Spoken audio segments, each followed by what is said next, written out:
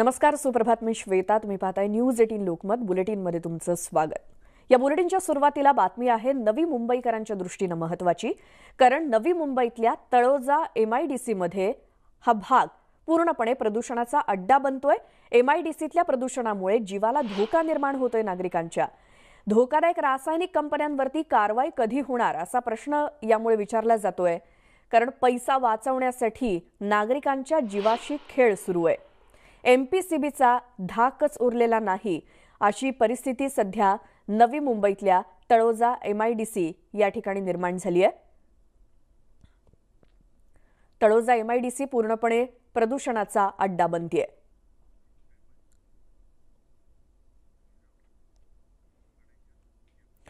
तर महाराष्ट्रातलं प्रदूषण नियंत्रण करण्याची जबाबदारी ही महाराष्ट्र प्रदूषण नियंत्रण मंडळ अर्थात MPCBची आहे. पण MPCBचा काही धाकच उरलेला नाही का असा प्रश्न निर्माण होतोय, कारण लाखो नागरिकांच्या जीवाशी खेळ सुरू आहे. यावरती कोणाचंच नियंत्रण नाहीये. आणि ही बातमी पाहून तुम्ही सुद्धा हादरून जाल, कारण देशाची आर्थिक राजधानी असलेल्या मुंबईपासून काही किलोमीटर अंतरावरती हा जीवघेणा खेळ सुरू आहे. पाहूयात न्यूज 18 लोकमतचा हा एक्सक्लुझिव्ह रिपोर्ट. विषप्रयोग. तळोजा MIDCत प्रदूषणाचा कहर.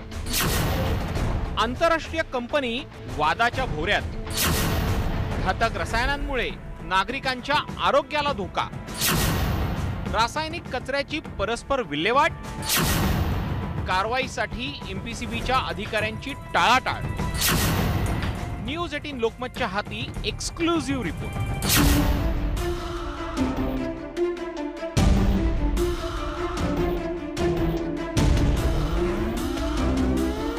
बातमी आहे एका आंतरराष्ट्रीय कंपनीची. या कंपनीमुळे नवी मुंबई शहराला धोका निर्माण झालाय. तळोजा MIDC मध्ये असलेल्या या कंपनीच्या विरोधात अनेक तक्रारी MPCBकडे आल्या होत्या. मात्र काही भ्रष्ट अधिकाऱ्यांनी कंपनीच्या कृष्णकृत्यांकडे जाणीवपूर्वक दुर्लक्ष केल्याचा आरोप होतोय. शेती असेल, मासेमारी असेल, पूर्णत्वास नष्ट झालेला आहे. हे वारंवार प्रश्न येऊन सुद्धा हे अधिकारी गप्प आहेत. आणि वर्षानुवर्ष तेच अधिकारी त्या खुर्चीवर बसल्यामुळे आपण म्हणता त्याप्रमाणे कुठेतरी त्याची शक्यता नाकारता येत नाही. हे आहेत पॉलिमर केक. साध्या सोप्या भाषेत घातक रासायनिक पदार्थ, ज्याची विल्हेवाट लावण्यासाठी ते जाळावेच लागतात. या एका कंपनीतून दरमहा जवळपास 225 मेट्रिक टन घातक पदार्थ तयार होत आहेत. हे नष्ट करण्यासाठी MPCBनं मुंबई वेस्ट मॅनेजमेंट सारख्या ठराविक कंपन्यांची नियुक्ती केली आहे. पॉलिमर केक नष्ट करण्यासाठी कंपनीला प्रति किलो 45 रुपये दरानं दर महिन्याला किमान 1 कोटीहून अधिक रक्कम खर्चावी लागणार होती. धोकादायक पदार्थांची कोट्यवधी रुपये खर्चून विल्हेवाट लावण्यापेक्षा कंपनीनं एक साधा सोपा मार्ग शोधला. तो म्हणजे भंगारवाल्यांना हा घातक रासायनिक पदार्थ देणं आणि अवैज्ञानिकरित्या त्याची विल्हेवाट लावणं, ती सुद्धा अगदी नाममात्र 10 पैसे प्रति किलो दरानं. आणि हे मी नाही, माझ्या हातात असलेल्या MPCBच्या अधिकाऱ्याचा हा रिपोर्ट म्हणतोय. कोट्यवधी रुपये वाचवण्याच्या प्रयत्नात ही कंपनी नवी मुंबईतल्या लाखो नागरिकांच्या जीवाशी खेळते. कंपनी आणि MPCB अधिकाऱ्यांच्या आर्थिक देवाणघेवाणीमुळे MPCB बोर्ड प्रदूषणाकडे दुर्लक्ष करत असून त्याचा फटका स्थानिक नागरिकांना बसतोय. जनतेमध्ये चर्चा आहे का प्रत्येक कंपनीच्या बाबतीत ओरड असताना, अधिवेशनात विषय झालेले असताना सुद्धा राजरोसपणे त्या कंपन्या चालू आहेत. कंपनीनं धोकादायक पदार्थाला बाय प्रॉडक्ट दाखवून फसवणूक केल्याचा ठपका MPCBच्या अधिकाऱ्यांनी आपल्या रिपोर्टमध्ये ठेवलाय.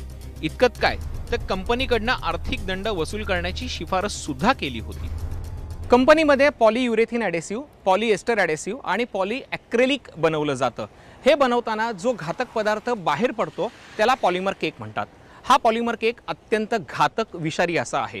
त्यामुळे तो रस्त्यावरती टाकता येत नाही आणि तो इतरत्रही जाळता येत नाही. तो जाळण्यासाठी मुंबई वेस्ट मॅनेजमेंटलाच द्यावा लागतो. मात्र कंपनीनं या सगळ्या प्रकाराकडे दुर्लक्ष केलेलं आहे.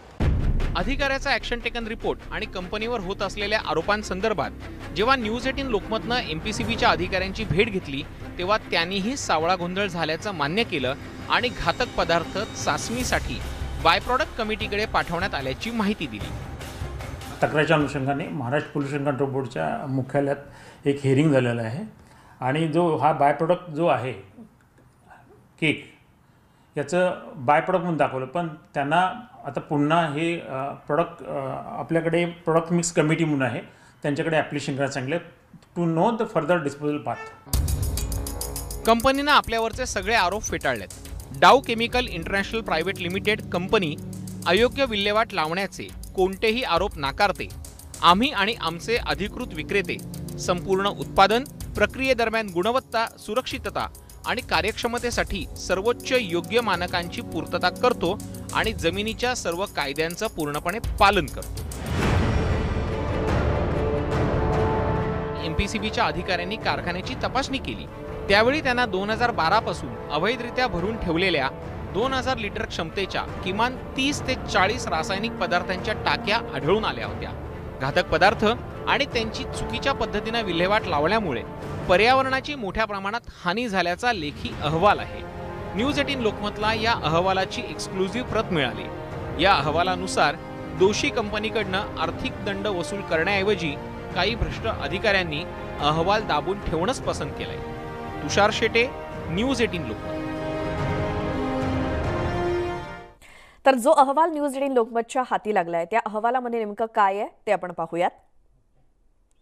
यामध्ये लॅटेक्स पॉलिमर केक हा घातक रासायनिक पदार्थ जो आहे तो LaTeX polymer cake by product म्हणून दाखवला जातोय. खोटं बाय प्रोडक्ट दाखवून शासनाचीच फसवणूक केली जाते. पॉलिमर केकचा मनुष्य, प्राणी आणि प्राण्यांना देखील धोका आहे. हा पॉलिमर केक कुठेही फेकू नये, तो थेट जाळावा. पॉलिमर केक जाळण्यासाठी मुंबई वेस्ट मॅनेजमेंटलाच द्यावा आणि त्यासाठी आवश्यक ती फी म्हणजेच 45 रुपये प्रति किलो ही फी भरावी. जाळण्यासाठीचा खर्च प्रति टन 30,000 ते 50,000 रुपये असू शकतो. मुंबई वेस्ट मॅनेजमेंट व्यतिरिक्त अन्य कोणालाही हा घातक पदार्थ देऊ नये किंवा विकू नये.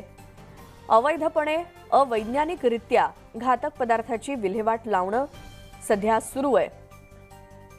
इथे 10 पैसे प्रति किलो दरानं विकत डाऊ कंपनीकडून स्क्रॅप डीलर्सना पॉलिमर केक विल्हेवाट लावण्यासाठी दिला जातोय. डाऊ कंपनीकडून पर्यावरणाला धोका निर्माण झालाय आणि कंपनीकडून नुकसान भरपाई म्हणून आर्थिक दंड वसूल करावा अशी मागणी होतीये.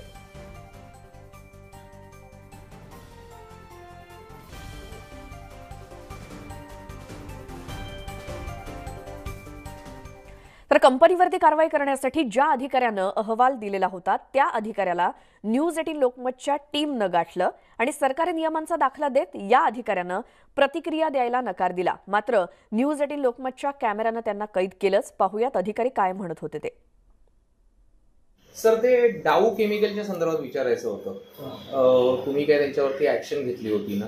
तर स्थानिक नागरिकांनी कंप्लेंट केली होती त्यावेळेला.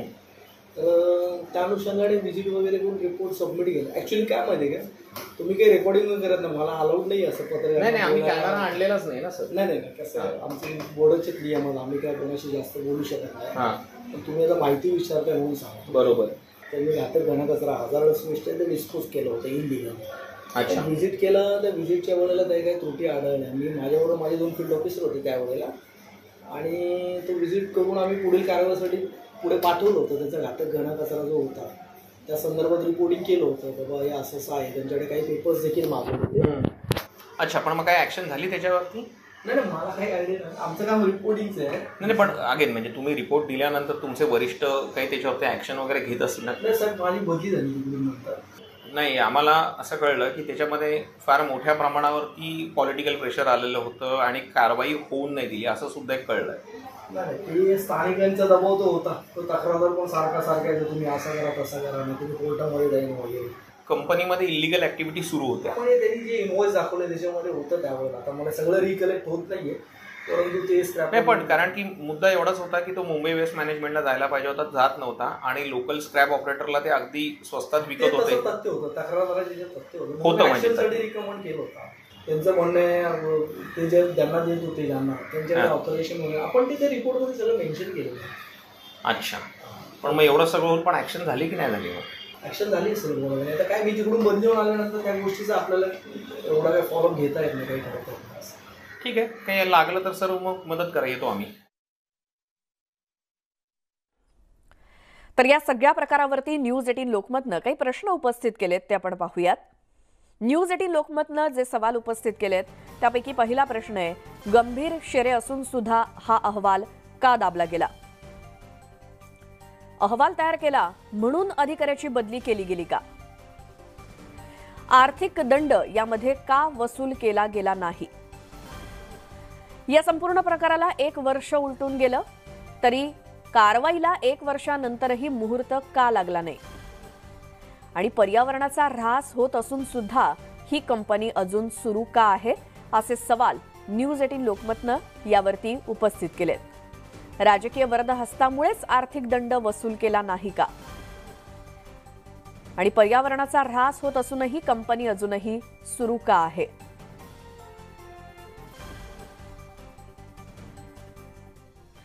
तर घातक रासायनिक पदार्थांच्या विल्हेवाटीबद्दल न्यूज 18 लोकमतनं थेट एमपीसीबीचे प्रादेशिक अधिकारी डी.बी. पाटलांना गाठलं आणि आपल्याच एका अधिकाऱ्याचा गंभीर अहवाल का दाबला आणि दोषी कंपनीकडून आर्थिक दंड का वसूल केला नाही, याबाबत अधिकाऱ्यांना बोलतं केलंय आमचे न्यूज कोऑर्डिनेटर तुषार शेटे यांनी.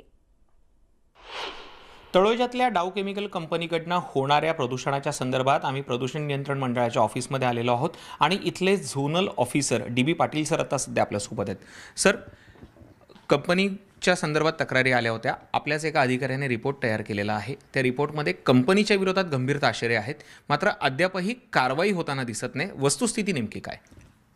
त्या इंडस्ट्रीच्या अनुषंगाने जे तक्रार आल्या होत्या, आमच्या अधिकाऱ्यांनी व्हेरिफिकेशन केलेलं आहे आणि त्या व्हेरिफिकेशनच्या अनुषंगानं MPCBच्या हेड ऑफिसमध्ये हिअरिंग झालेलं आहे आणि जे त्यांच्याकडे बाय प्रोडक्ट म्हणून जो केक जनरेट होत होता तो MPCBने त्यांना कन्सेंट त्याप्रमाणे दिला आणि ती कन्सेंट जी आहे दिल्यामुळं त्या जी साई एंटरप्राइज नावाची धनसाला इंडस्ट्री होती, ती इंडस्ट्री ते केक त्यांना घ्यायसाठी परमिशन दिलेलं आहे आणि त्याप्रमाणे ते साई इंडस्ट्रीज त्यांचं केक घेते.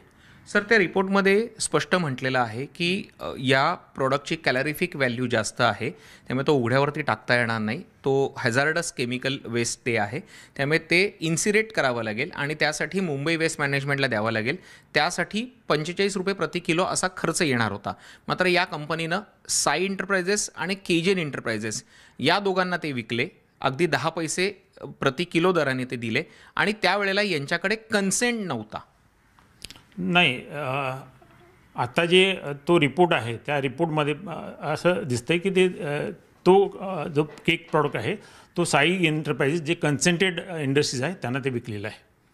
पण त्या रिपोर्टमध्ये ज्यावेळेला हा रिपोर्ट बनला होता तेव्हा त्याच्यात असं म्हटलेलं आहे की या दोघांकडे कन्सेंट नाही आहे, म्हणून यांना अधिकार नाही आहे आणि हे इलिगली त्यांना दिलं जातं. मला तो रिपोर्ट बघावा लागेल, डिटेल रिपोर्ट काय आहे, ह्याच्या अगोदरच्या अधिकाऱ्यांनी जे बदली होऊन गेलेत तो रिपोर्ट मला बघावा लागेल आणि त्यानंतर मी कमेंट देईन. सर, पुढचा प्रश्न असा आहे की या सगळ्या प्रकरणामध्ये पर्यावरणाचं नुकसान झालेलं आहे, शासनाची दिशाभूल झालेली आहे आणि त्या अधिकाऱ्यांनी त्या रिपोर्टमध्ये असं सुद्धा म्हटलेलं आहे की या कंपनीकडनं एन्व्हायरमेंटल कम्पेन्सेशन वसूल केलं जावं, तर ते अद्यापपर्यंत वसूल केलं गेलं आहे का? नाही, मला तो रिपोर्ट बघावा लागेल त्यांचा, त्यांनी काय एन्व्हायरमेंटल कम्पेन्सेशन काय रिपोर्ट दिला आहे तो पाहावा लागेल मला. तर हे होते झोनल अधिकारी डी.बी. पाटील सर, ज्यांनी स्पष्ट म्हटलेलं आहे की जुन्या अधिकाऱ्यांनी जो रिपोर्ट दिलेला होता त्याच्यात नेमके कोणते मुद्दे मांडलेले आहेत ते पाहूनच या संदर्भात पुढचं भाष्य करता येऊ शकतं. कॅमेरा पर्सन गणेश काळेसोबत तुषार शेटे, न्यूज 18 लोकमत. तर या डाऊ कंपनीवरती होत असलेल्या आरोपांसंदर्भात न्यूज 18 लोकमतनं वारंवार प्रतिक्रिया जाणून घेण्याचा प्रयत्न केला, मात्र कंपनीनं थेट प्रतिक्रिया द्यायला नकार दिला. कंपनीचे जनसंपर्क अधिकारी अजय नायर यांनी ईमेलद्वारे कंपनीवरती होत असलेल्या आरोपांचं खंडन केलंय. पुन्हा एकदा पाहूयात नायर यांनी ईमेलमध्ये काय म्हटलंय ते.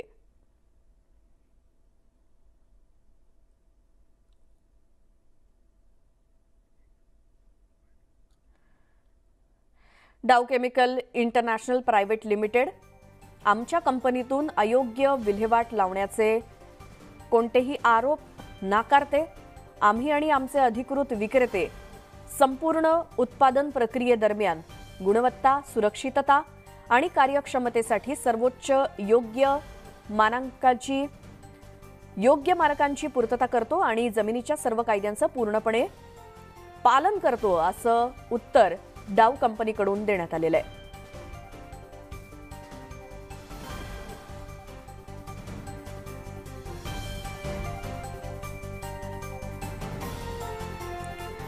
तर न्यूज 18 लोकमत पुन्हा एकदा सांगू इच्छित आहे की या बातमीनंतर जर कंपनीला प्रतिक्रिया द्यावीशी वाटली तर न्यूज 18 लोकमत नक्कीच त्यांची प्रतिक्रिया दाखवू शकेल।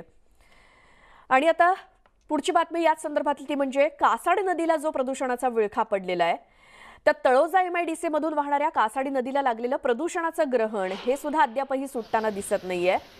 हरित लवादानं आदेश देऊन सुद्धा नदी प्रदूषितच आहे। नावडा परिसरातील लहान मोठ्या गावांची जीवनवाहिनी अशी ओळख असलेल्या कासाडी नदीची गटारगंगा झाली आहे। प्रदूषण रोखण्यासाठी प्रशासनाचे सुरू असलेले प्रयत्न फक्त कागदावरतीच राहिल्यामुळे नागरिक आणि पर्यावरण प्रेमींनी नाराजी व्यक्त केली आहे।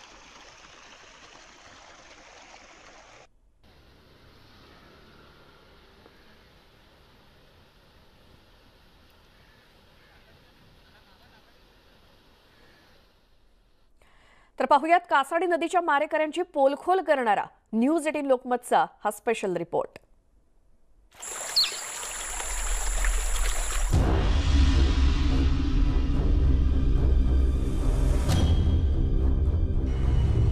तळोजा MIDC मध्ये प्रदूषणाचा कहर।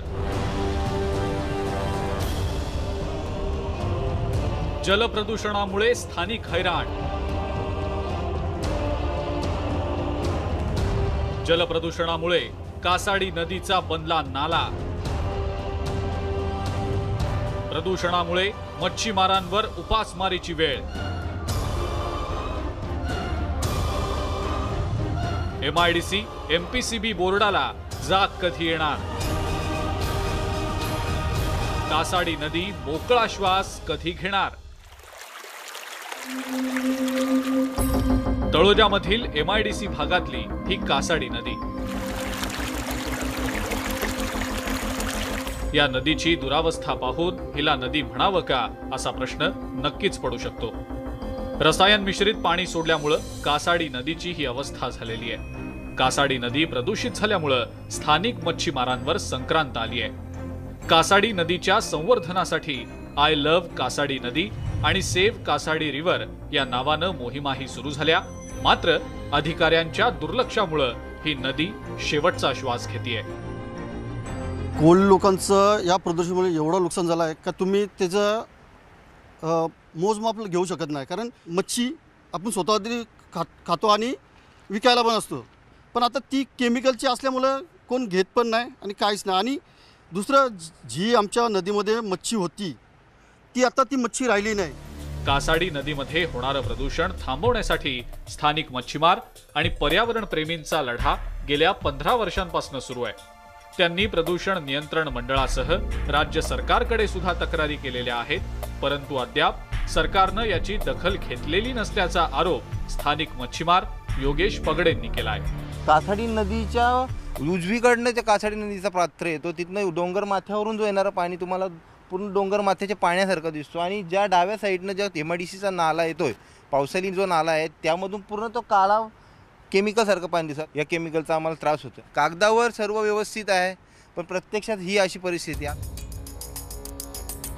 प्रदूषण करणाऱ्या कारखान्यांवर कारवाई करण्यासाठी MIDC आणि MPCBचे अधिकारी आपली जबाबदारी झटकताना दिसतायत, एकमेकांकडे अंगुली निर्देश करतायत।